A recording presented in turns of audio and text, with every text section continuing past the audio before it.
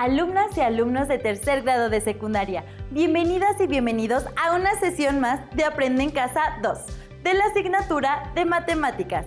Soy Nadia Jiménez y le doy la bienvenida a la profesora Luz Calderón. ¿Cómo está, profesora? Muy bien, Nadia, muchas gracias. Es un gusto estar con ustedes para trabajar juntos un contenido más. Estaremos estudiando el aprendizaje esperado, calcula y explica el significado del rango y la desviación media. En esta sesión tendremos como propósito diseñar un muestreo. Vamos a necesitar cuaderno, lápiz y goma. Quienes tengan una discapacidad visual, preparen sus hojas Leyer, punzón y regleta.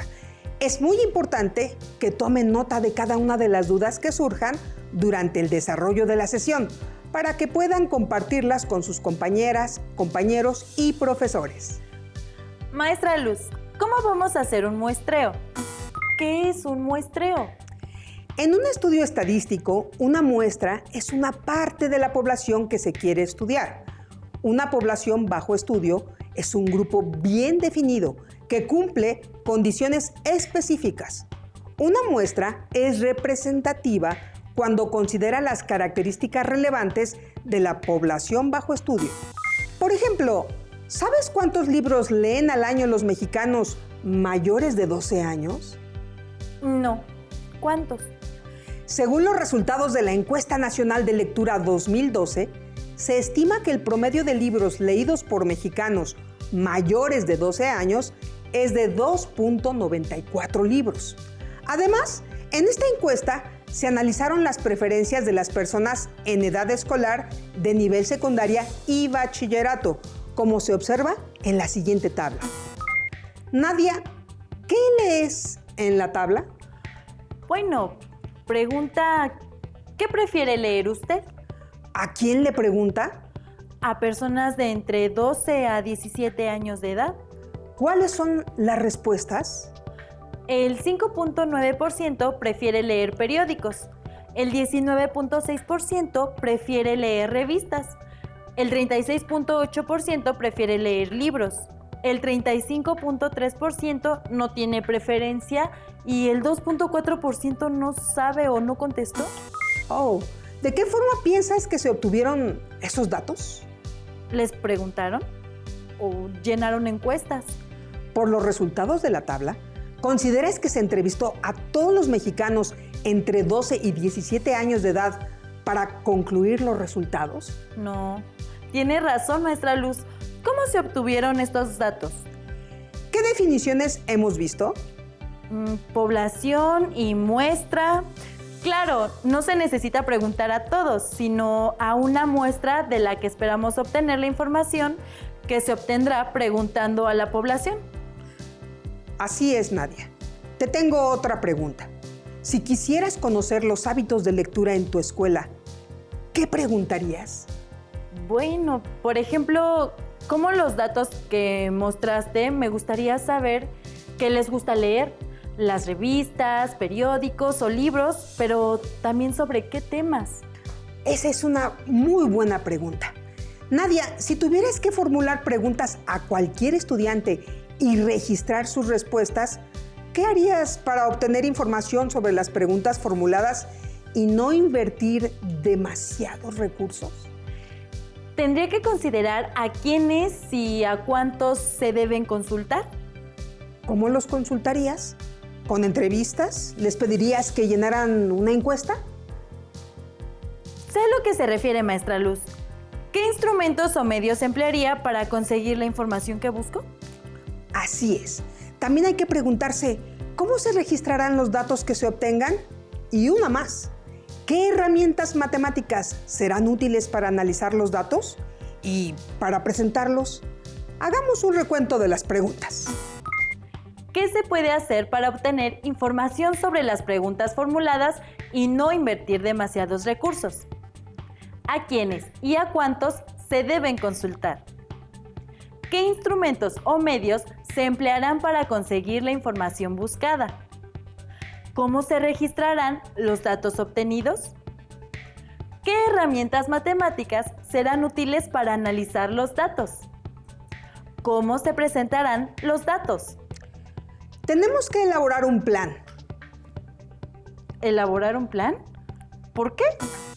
Nadia, elaborar un plan ayudará a dar respuesta a las preguntas anteriores y nos permitirá obtener la información que buscamos. Un plan nos lleva a considerar lo siguiente. ¿Es posible entrevistar a todos los estudiantes de la escuela? ¿Por qué? ¿Cuánto tiempo se puede asignar para recolectar la información? ¿Cuál es la utilidad de obtener información acerca de las opiniones o características de un grupo de personas, en este caso, de los estudiantes? ¿Es posible obtener información sin invertir muchos recursos como el tiempo? ¿Es posible aumentar la utilidad de la información obtenida? Bueno, se llama población a todos los elementos de un estudio. Pueden ser personas, animales, cosas o características de ellos. Una muestra es una parte de la población. Así es. Necesitamos conocer estos conceptos si queremos llevar a cabo una investigación estadística. ¿Cuándo pasa eso, maestra Luz? Bueno, una investigación o estudio estadístico surge cuando se quiere conocer alguna información sobre una población. Para esto se formulan preguntas sobre las características que se quieren conocer, como lo que querías saber sobre los temas que leían tus compañeros. Y ya consideramos que a veces no es posible o viable hacer el estudio sobre toda la población. Por eso se realiza sobre una muestra. Y cuando a partir de esa muestra se llegan a algunas conclusiones o generalizaciones sobre la población, a dicha generalización se le llama inferencia. Maestra Luz, le voy a comentar de 3 de mis amigos que hicieron su propio estudio estadístico. Muy bien, adelante. ¿Te parece si nos sentamos? Claro. Muy bien. Gracias. Vamos a ver el siguiente caso y determinemos cuál es la población de su estudio y cuál es la muestra. Héctor, Diego y Aurora hicieron la siguiente pregunta. ¿Cuál es el lugar de la República Mexicana con mayor atractivo turístico? Para no invertir demasiados recursos, decidieron formular la pregunta a 30 estudiantes de la escuela. Al preguntar cómo los elegirían, cada uno propuso un método. El método de Aurora, meter en una urna tarjetas, cada una con el nombre de los 10 principales lugares turísticos registrados en Internet. Revolver bien todas las tarjetas y sacar 30 veces al azar. El método de Diego, pararse a la entrada de la escuela y hacerles la pregunta a todos aquellos que vayan llegando hasta completar los 30. El método de Héctor, preguntarle a 30 compañeros del grupo. Mi pregunta es, ¿cuál de estos procedimientos es más apropiado para obtener una muestra lo más representativa posible de todos los alumnos de la escuela? Y es una buena pregunta, Nadia. ¿Cómo consideras el método de Aurora? Es un método aleatorio, en donde todas las tarjetas tienen la misma probabilidad de salir, pero son solo 10, no van a salir otras opciones sino esas 10. También es cierto que ya se hizo parte del trabajo, pues son los 10 principales lugares turísticos. Este método consiste en dejar al azar cuál es el lugar turístico más atractivo. Buenas consideraciones. ¿Cómo consideras ahora el método de Diego? También es un método aleatorio, aunque con más diversidad de respuestas que el anterior. Aquí se aprovecha la facilidad para obtener las respuestas. Este método deja al azar a quien se consulta. Muy bien. Veamos el último.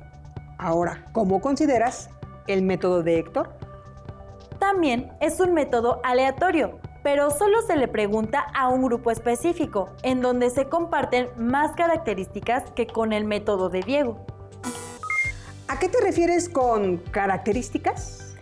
Al estar en el mismo grupo tenemos más o menos la misma edad y en buena parte los mismos intereses y necesidades.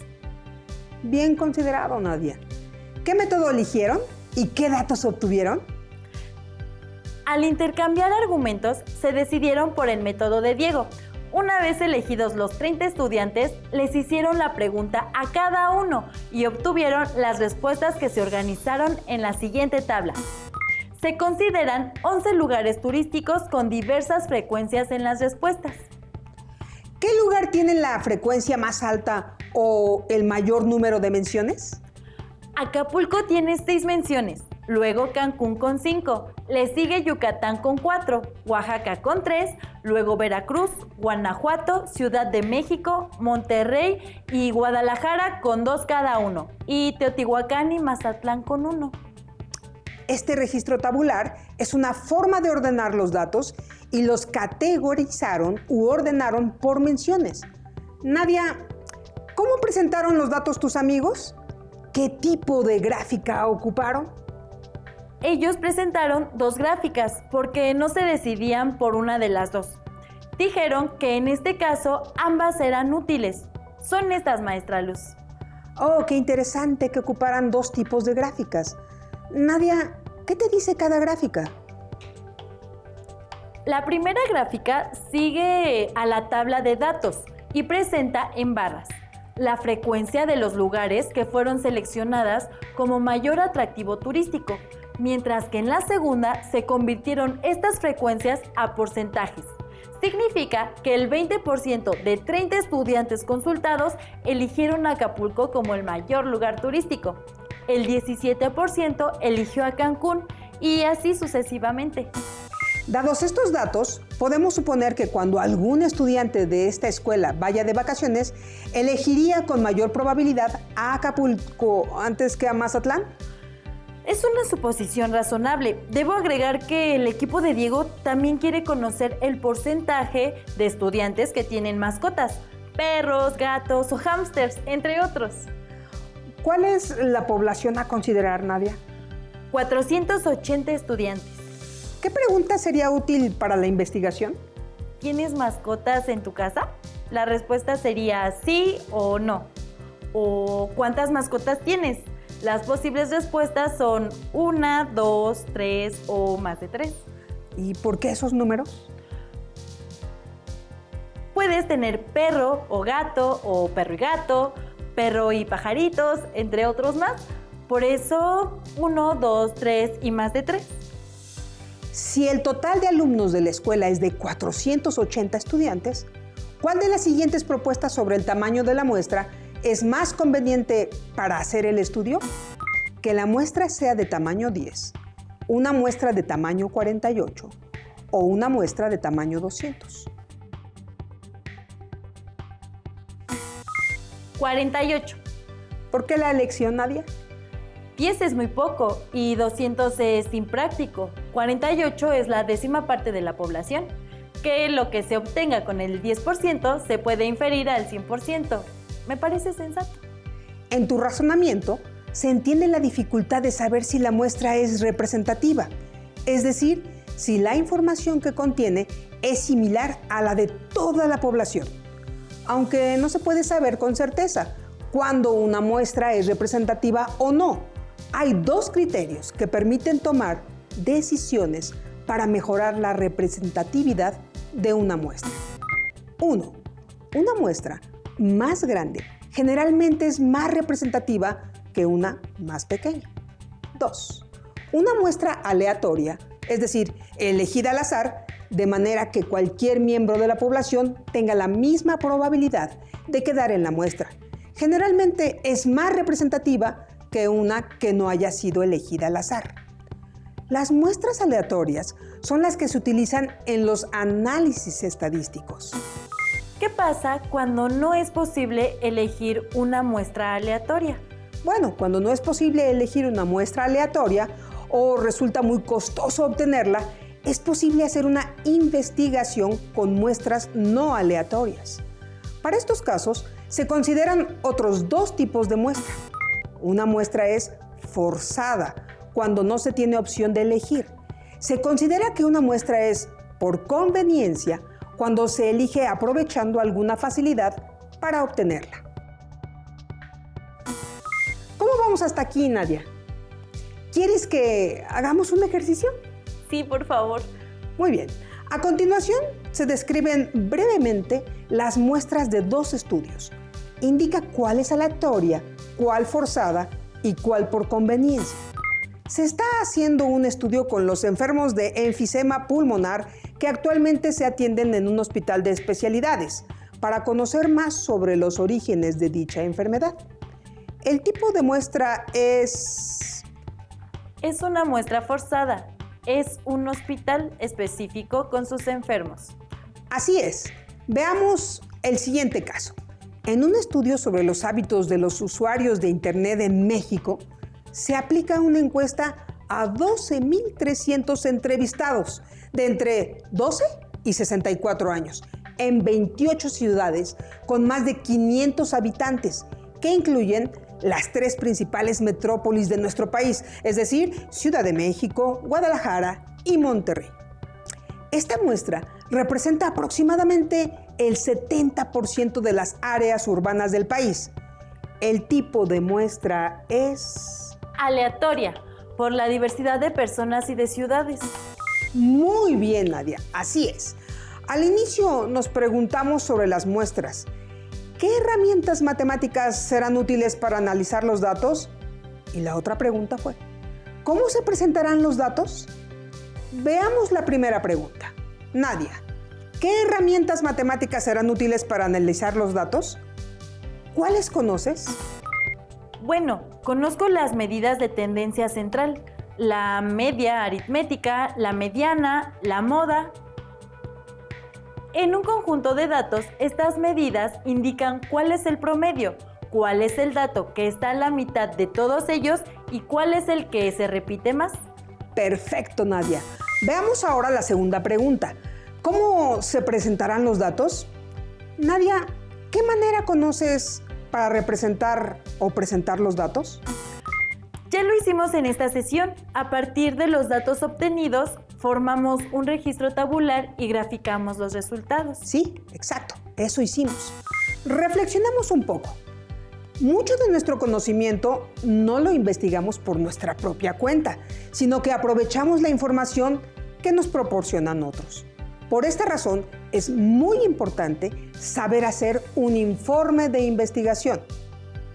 Por ejemplo, Nadia, cuando tus amigos hagan el informe final de su encuesta, deben considerar que el informe debe ser breve, preciso y contener al menos los siguientes elementos: título, presentación del tema, descripción del cuestionario empleado, mencionar la población de estudio, el tamaño de la muestra, descripción de los resultados obtenidos, y aquí incluimos el uso de tablas o gráficas, análisis de los datos encontrados y finalmente las conclusiones. ¿Qué te han parecido estos conceptos relacionados con los estudios estadísticos, Nadia? Muy bien, ya me siento más confiada con respecto a llevar a cabo un estudio estadístico en cuanto a considerar las muestras de una población bajo estudio. Perfecto, Nadia. Ahora dime, ¿qué aprendiste de la sesión? Aprendí lo que es una población bajo estudio y cómo, a partir de una muestra representativa, podemos inferir resultados que sean aplicables a toda la población.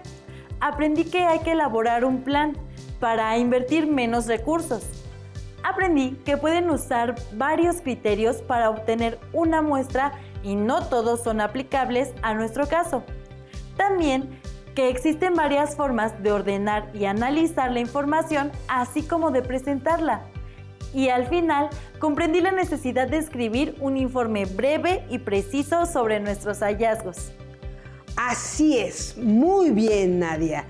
A ustedes, alumnas y alumnos, les dejo como reto el que reflexionen sobre las ventajas de presentar un buen informe. Después de esta sesión, pueden resolver algunos problemas que están en su libro de texto. Les invito a pensar en qué otras áreas del conocimiento se puede emplear lo que acaban de aprender. Soy la maestra Luz Calderón y fue muy agradable estar con ustedes en esta sesión de Aprende en Casa 2. Y yo soy Nadia Jiménez y también fue un gusto aprender juntos. ¡Nos vemos pronto!